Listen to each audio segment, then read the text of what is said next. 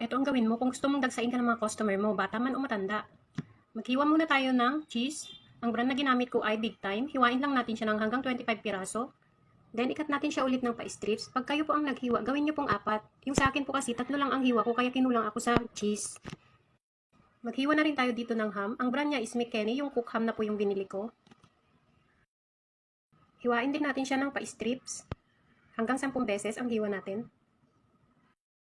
Yung complete costing po natin, ay ilalagay ko na lang po sa dulo ng ating video.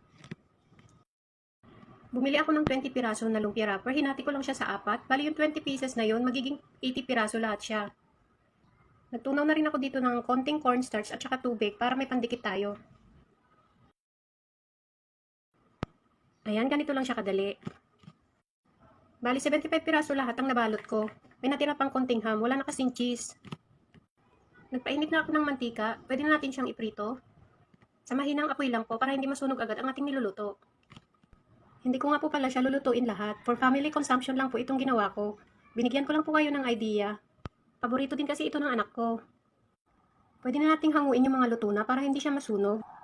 At eto na ang ating ham and cheese steak. Tikim mo na.